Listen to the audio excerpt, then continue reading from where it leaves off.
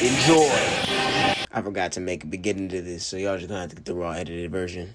Curved line at the top of your guideline. Making sure to draw the ears is just usually another curvy line connecting into the head. 2 straight lines for the neck. Not gonna lie, I went off script right here. I'll draw over it to make sure I'll give you a rough guide. You should use 2 circles, a triangle, and an oval for the torso overlap. To draw the stomach, it's usually just a nice circle. Usually you can draw the outline of the leg without all the muscles, so you can make sure you can add clothing. For a detail, you can draw a rough outline of anything really to make sure you know what you want to draw. Sometimes it comes out nice, sometimes it won't. All you need is an eraser if you're using just pencil though.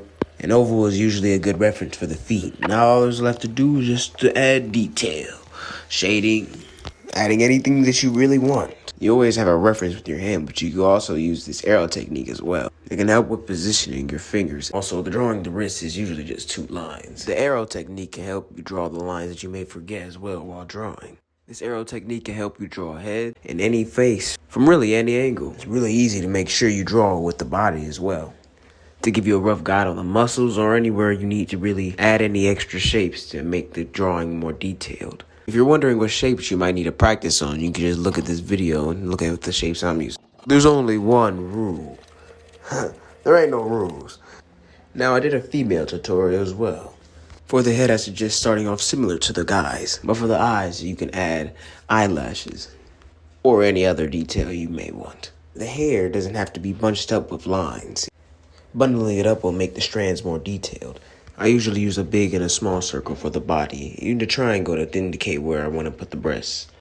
The arms are usually easy to draw if you just know how to draw your shapes.